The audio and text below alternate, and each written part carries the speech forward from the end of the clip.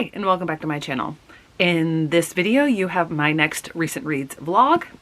I could have started this yesterday on Tuesday. It's Wednesday today, but I ran out of time. So on Monday, I finished the first book this week, and that is A Winter's Promise by Christelle Dabos.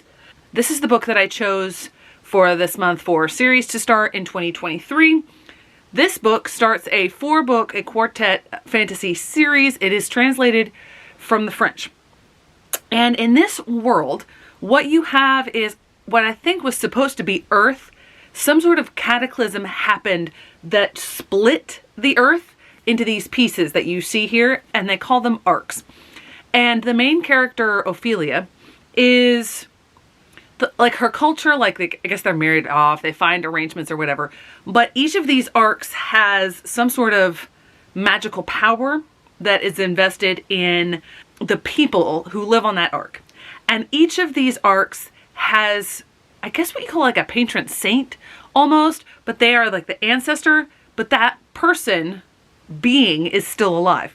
And Ophelia's power is what they call reading, meaning if she's not wearing these special gloves, she can touch an object and basically see all of its history and all of the emotions that went into it. They're very careful with it because they don't want to imbue any of their emotions into it, because every time it's touched, that happens, regardless of whether they're reading it or they're just handling it. Backing up a bit to what I mentioned and then deviated from a little bit, she is quote unquote older when you think of marriageable age. And that's another thing that, before I continue on the background, I'll mention. This is marketed as young adult. And that's what I thought going into it, and I double checked. I wouldn't consider this young adult except for some, not all, not most of the characters, but some are younger, and Ophelia is younger herself. I think this reads perfectly well as an adult novel. Maybe that's part of the translation. Maybe when it was written in France, it was considered young adult, so when it was translated, who knows? But anyway, she's about 20 years old, I believe, and she has turned down several other suitors, people that her family has tried to arrange. And a marriage arrangement is made for her that she cannot say no to. And it's not even her family, it's what they call the doyens, people high up in the hierarchy on her particular arc. But it's an unusual marriage because it's a marriage to someone from another arc. And that doesn't typically happen. And this person does not seem particularly likable. He doesn't seem like he wants this at all either.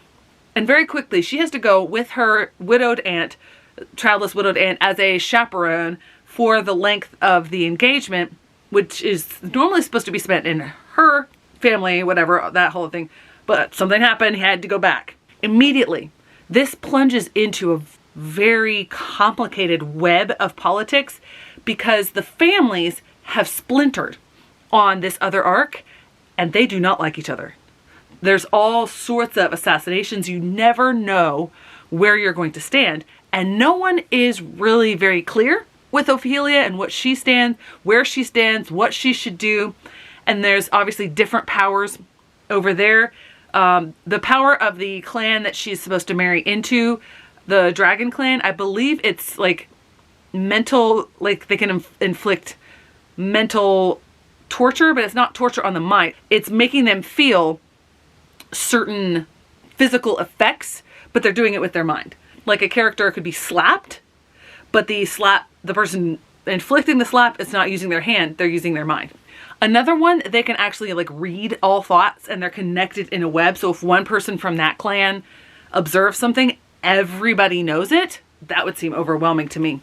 And I forget what the third one is, but there's a lot of minor clans as well that have sort of been wiped out. She doesn't know who she can trust. And she doesn't even know if she can trust the people that she's living with, because the love interest, the arranged marriage partner, he's very cold, he's very distant. She doesn't know if she can trust him or why they made that arrangement in the first place, because he clearly doesn't seem to want her. He lives with his aunt and his grandmother, and he is also illegitimate. So there's other family stuff coming into that, but she doesn't know who she can trust. And even her own aunt, who came as a chaperone, it's not necessarily someone that she can rely on to help her navigate all of this trouble, because her aunt is very caught up and still stuck in all of the ways of their society, which is not how this society works.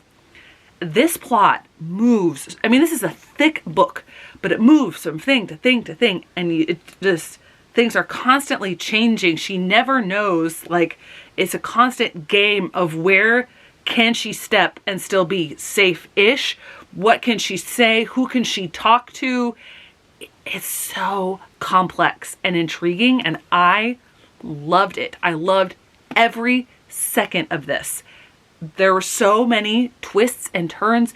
The way that the plot weaves together, you can't even figure. I could not figure things out. I mean, they made total sense, but I was so engaged in this book. It is just so well done, and I love the fact that, I mean, it's translated from another language. It's not even in the native language, and it's just written so well. It has very strong fundamentals. I'm really excited to continue on in this series. Okay, I'm back with another update. I have 3 books to talk about. Only one of them do I have physically, so I'm going to talk about the 2 that I do not have physically. I listen to them as audiobooks. They are both arcs that I have from a while ago. Obviously, if I have an audiobook of it, it's been published, because I didn't get an e-arc, not an e-arc, an advanced reader, no, advanced listener copy, ALC, that's what it is. That took me far too long. Anyway, one of them also does help with finishing series, and also my Rick Riordan Presents imprint project. So I'm going to talk about that one first. That also happens to be the first of the 3 that I finished. And that is The Last Canto of the Dead by Daniel Jose Older. Now, this book is the sequel to a duology that started with The Outlaw Saints. That was in one of my Owl Crate boxes, and that was from a couple years ago, obviously, because I haven't gotten Owl Crate for a very long time. It was also the first Rick Riordan Presents imprint book that was YA. There are several more on the YA side of that line now, which I hope to get to soon. A Drop of Venom Awaits in the Forest.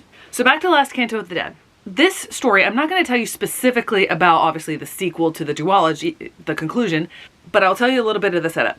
These people are from an island called San Madrigal. It's from the Caribbean area, I believe, somewhere in the ocean somewhere. It's a mythical island.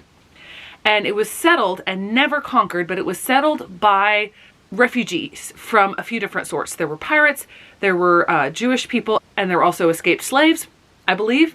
It's been a while since I read that one. But there were basically 3 different people groups that came together, and they held off the empire. They held off all of these colonization efforts. But then something happens around the time when the 2 main characters, or one main character in the first book, their children, where the island magically sinks, and all of them are now refugees, and they end up in Brooklyn.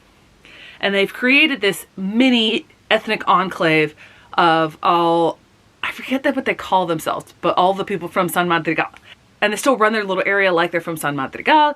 They are basically left alone by the cops. They've made some sort of agreement. They police themselves, etc. So they also have a cabildo, the ruling party, where there's one representative from each of these 3 groups. And one of them passes away, and there's sort of an election to decide who is going to take that spot. So there is an overarching bad guy, which I cannot remember exactly how he came about, but he sort of infects the person running for this spot. There is a lot of chaos involved, and that is a lot of the plot of the first book. And in the first book, it's revealed that the main character and his, I don't know if they were friends at the start of it. They're sort of like that. They're rivals. They're from different groups within the exiles from San Madrigal, but they end up inextricably linked because they are both the human embodiment of 2 different gods who have always been lovers. Obviously, the first book comes to a point where they defeat that temporary threat, and somehow the island is resurrected. That's where this book opens up. Now, I don't think I really gave away spoilers there, but anyway, Last Canto of the Dead opens up when both Mateo and Chela, the two main characters, are going back to the island. And it drops you in right away. So because it had been so long since I had read the first book, it took a little bit of adjustment getting into the swing of things in the plot. That didn't take too long. But there was a point where they're both talking to each other and trying to figure out what they are to each other, even though it's been apparently months. But you go from them almost kissing to all of a sudden, Chela is still on the island, having sent off Mateo back to Brooklyn. It's almost like if I had been reading the physical book, I just would have turned the page and that would have happened. There was nothing in between. And I just was like, wait, what happened? Wait, why is he? It eventually gets explained, but it's very jarring and it makes you feel like you missed something. There's a lot of blurred edges in this book. That's how I described it in my review, where things are happening, but you're not quite sure how far the narrative is going, and you're not quite sure if you've missed something along the way, which is not necessarily the greatest, especially when you're reading it in the evening and mildly falling asleep, but not fully falling asleep. It's a weird sensation. I know that that's part of it, but I know I was fully awake for the second half, and there was still a lot of very timey-wimey, wibbly-wobbly stuff. Not timey-wimey, but just sort of like wibbly-wobbly. Normally, I don't like that at all. I can't stand it. In this one, I didn't mind. It still wasn't my preference, but it's definitely a style that Daniel Jose Older has. I would be really interested in reading some of his other books, because he has a lot of other books. The way that it all wraps up does make a lot of sense. It leaves it on a fairly satisfying note, which, hey, that's great. Ultimately, though, is this my favorite from the Rick Riordan Presents imprint line? No, but it does help me in that goal as well as finishing series. That brings me to the other audiobook that I read. This one was a very short one. It was only a 3-hour audiobook, or 3.5-ish, and I listened to it on a faster speed, so it didn't take me long at all. And that was a middle grade book. I believe it was in verse, but it's the kind of verse where it's not like reading like rhyming and that sort of poetry. It's called The Order of Things. When I read the synopsis, I knew that something was going to come. There is an allusion in the synopsis of some major sad event that happens in the book. So you know it's coming. But even though I knew it was coming, and even though the book is not very long at all, it's still hit like a gut punch when it happened. Of course, even before it said explicitly, I knew what had happened because there were some breadcrumbs dropped along the way, and I could figure it out. But it still had such a strong emotional impact. In this story, you have a very unconventional family. I believe it's New York. No, it's Boston. You have two single parents who live basically across the hall from each other in an apartment complex. And they work together as a found family because the dad of the best friend, he is a postal worker, so he works during the day. The mom of the main character, April, I actually forget her job. I think she works in the medical field, but she works nights. And so they switch off taking care of the kids, and they have family nights, and they really are bonded. There's nothing romantic between the two parents, but they have a very unique family, and the way that they all are so tightly knit. The son, the best friend, Z, he is basically a violin prodigy, and he gets into a special school to help with that. The main character, April, she loves the drums, but her mom doesn't like a lot of noise, so she hasn't necessarily practiced a lot, but she still loves the idea and ends up getting lessons from basically who we'll call her father figure, the dad of the best friend. And that's a big part of it, her getting into music. This is something she shared with her best friend, but it's new for her because now her friend is going to a different school than her. And there's this other girl that she ends up having to pair up with and work with. I forget the reason why. She doesn't necessarily like that girl. That girl has some quirks. You notice a few things about her as well. I'll just leave my plot synopsis there. It just is very well told. And Langley does such an excellent job with such a short time frame to show incredible development in April as a character with everything that she deals with her family, with her friendships. It's a short but sweet and poignant novel. So I had one, okay, I don't know how I feel. I had one hit, and then I had, what even was this? So in this book, this is another take on fairy tales. And for that reason, I did really like it. I love absurdist takes on fairy tales. This book, however, I think took it a little bit too far, where everything was absurd and cynical. In this, you have one guy, Prince Charming, who ends up being the Prince Charming in all of these stories. Because you notice they're all basically named the same, but he is not actually a Prince Charming. He's a con artist. And the women he has conned get together to try to take revenge on him. That's in the synopsis. One of the things that I didn't mind, I didn't mind reading this book, but I don't think it's good at all. It starts off in Charming's POV. Then it goes to tell the story of, well, I think in that point of view, you get told the story of Sleeping Beauty, basically. And then Sleeping Beauty ends up meeting a couple other girls. Then you get Snow White's story. That's told in her POV. Then you get Rapunzel's story. That's told in her POV. Then you get, I don't even know the order from there. You get at least 2 more points of view.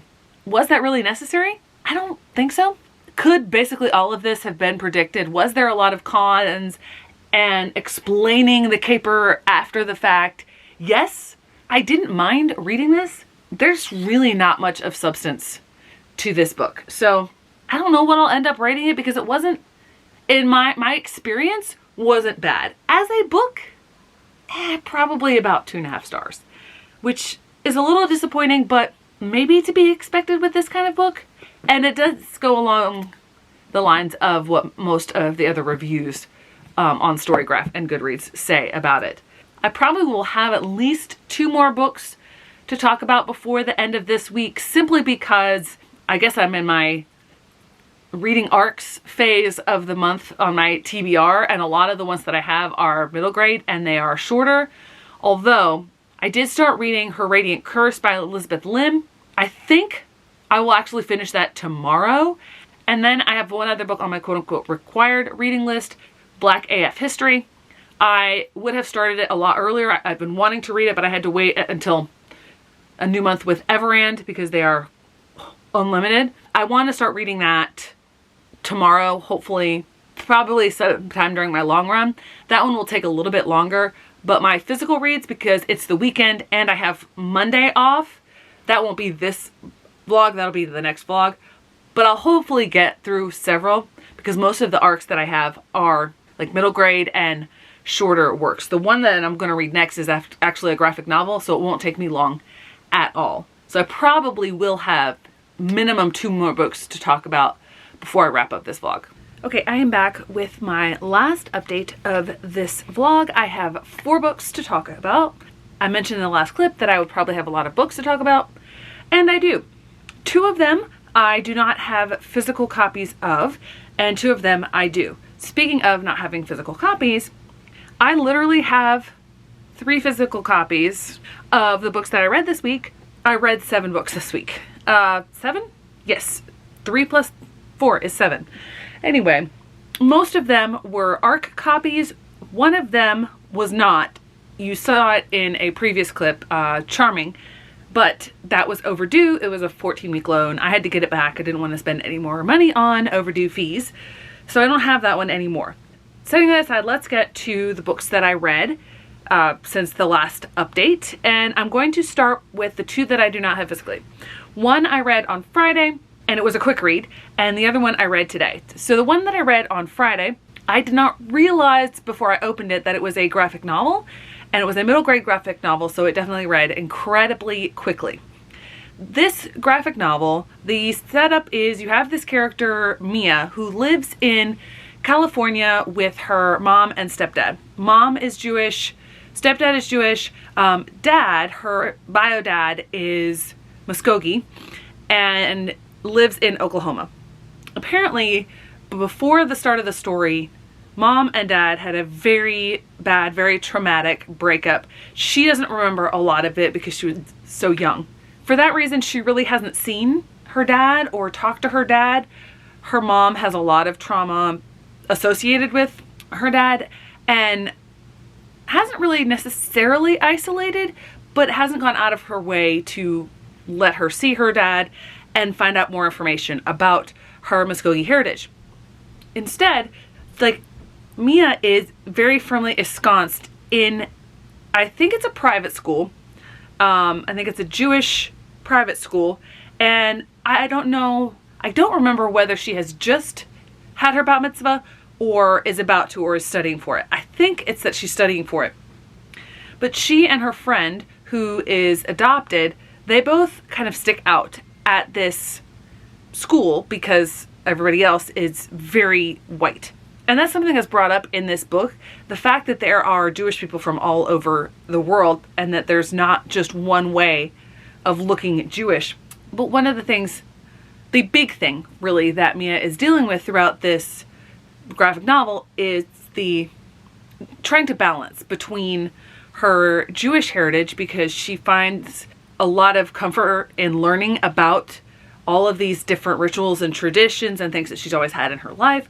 But also she feels like she wants to know more about her Muskogee heritage, and she actually takes some of her bat mitzvah money and buys a bus ticket and goes to Tulsa to see her dad and his family. He has remarried and she has 2 half brothers, and she doesn't tell either parent, which ends up getting her in trouble. I think that this book, it dealt with a lot of really serious topics, and I don't want to sound really negative about it because I think it could have been great. And the author herself is half Jewish and half Muskogee. It's not a biographical, it's not a graphic memoir because her dad died when she was 9. Instead of treating this like a story and putting nuances into the story, it was very much telling but not showing, which is kind of ironic for a graphic novel. The lessons were very heavy-handed.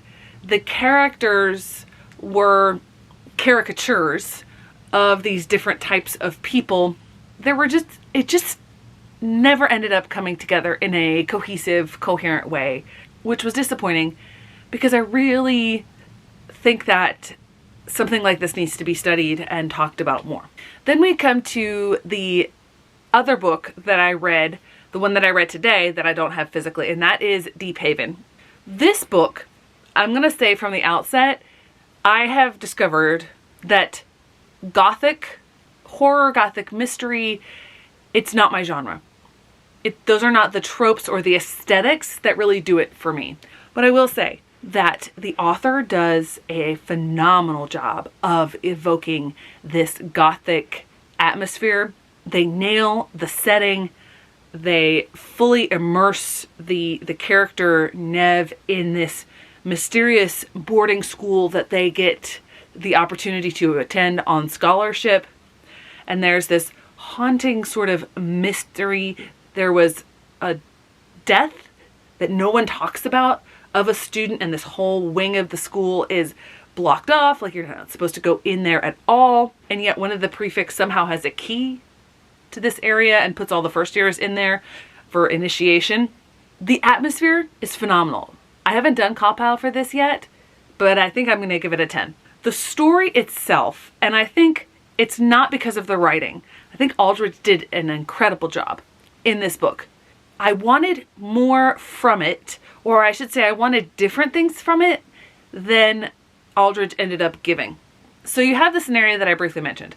Nev, the main character, their mom ran off when they were little. The dad did not deal with it well and got himself into a lot of trouble. I think was an alcoholic. And when some debts were being called in on their dad, and their dad didn't have any way of paying for it, it just so happened that Nev had gotten this scholarship offer to attend Deep Haven Academy. And so they leave. They don't have anything to go back to. When they get there, they arrive the day before term starts, and they meet one of the prefects. I think her name was Patience. Then school starts the next day, and they're told they can't go to this wing because there are structural issues. The last year a student died. There are lots of hints dropped that that's not exactly what it is, and that there's more to that. And then they end up, as I mentioned before, the other prefect puts them through some sort of initiation, locks them in. There ends up being this really grotesque seeming monster that's in this area. They have to deal with that. They have to figure it out. There are a few events that happen at various points sprinkled through the semester that I would have thought would have ended the semester or really changed things or gotten the main character kicked out or gotten the principal more involved, but it really doesn't. When I was writing my review, I also struggled to write about it and to write coherently about it. Ultimately, I think this just was not the book for me. I think that Aldrich did a lot of really good, unique things in this book. I just don't feel like I am necessarily qualified to give this review. Not that I haven't read a lot, but just it's not the book for me. So because I'm not the reader for this book, that puts my review in an interesting spot. So I'm going to move on to something else before I get myself all muddled up. And I'm going to talk about the audiobook that I finished, because both of those I read on ebook on my Kindle. I have started an audiobook that I'll be talking about. Hopefully it will be the first thing to open up my vlog for next week.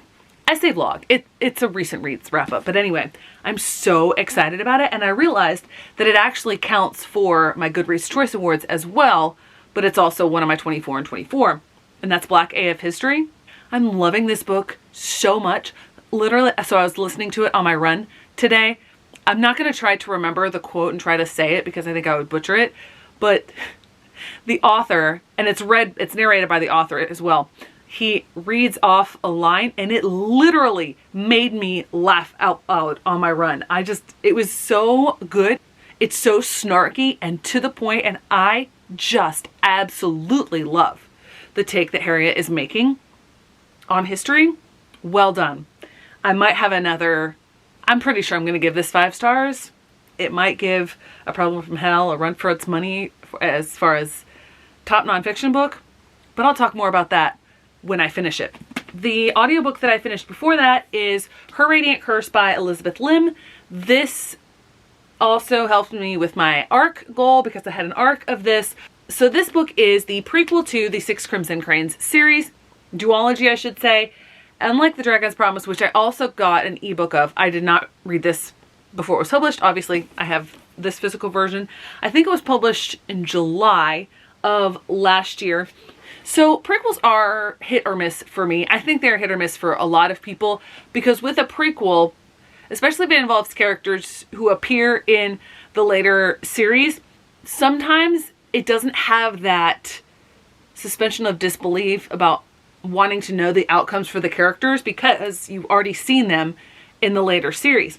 That's true for this book. The main character of this book is the stepmom of Shiori in the Six Crimson Cranes duology. I don't know if it's the fact that it's a year or more separated from when I read The Dragon's Promise, and even longer since Six Crimson Cranes. I wonder if that's the reason why that whole I know what's coming for this, so the narrative tension is gone.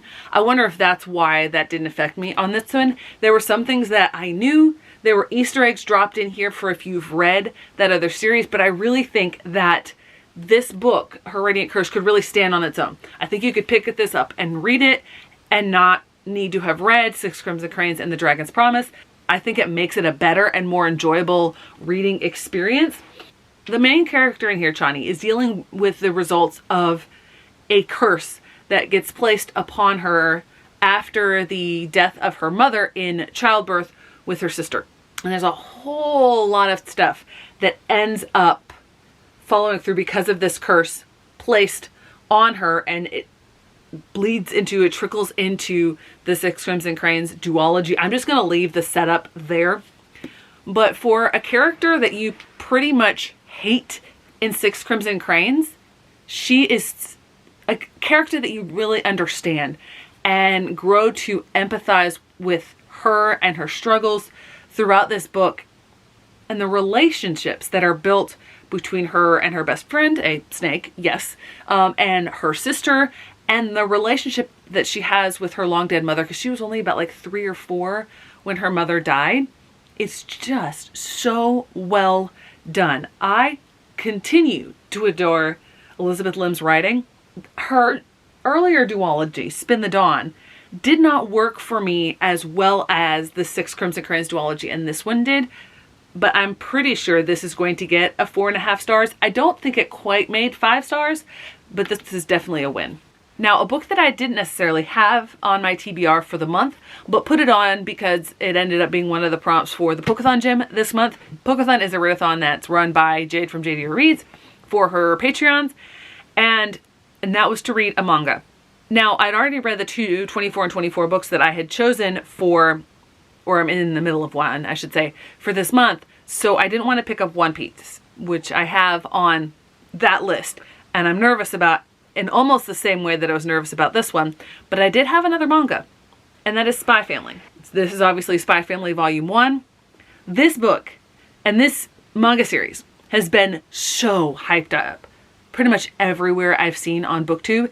And I was really nervous, but picking up this book because of all that hype. I didn't know if I was going to resonate with this very different style of writing and storytelling, but I'd heard such good things about it and didn't want to be let down. This book deserves all the hype and probably more. I love this book so much. I've already purchased volumes 2 and 3. Cannot wait to get my hands on them. I don't know how soon I'll get the rest of the volumes in the series. I loved this so much. It took only a margin of adjustment to get used to the right to left, because not only do you start it backwards basically in English, but you read from right to left. Not the words themselves, but the panels. It took a little bit of adjustment.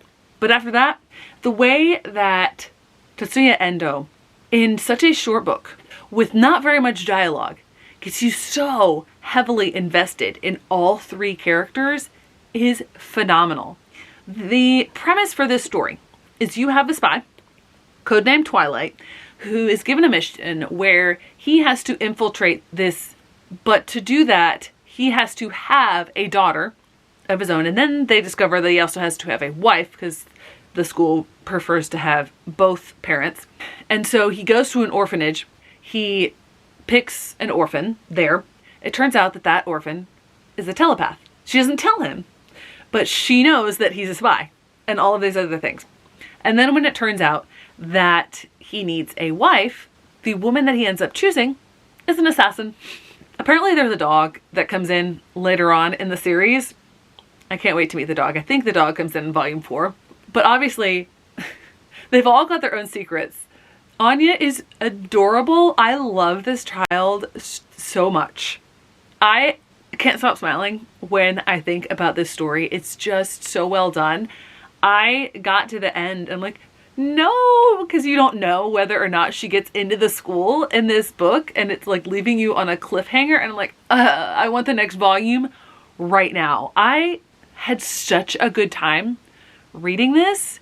Never thought that I would be this into a story like this, but it's just so well done. The way that the dialogue, the text that's there, works with the illustrations to tell this story. It's deep, it's complex, it's nuanced.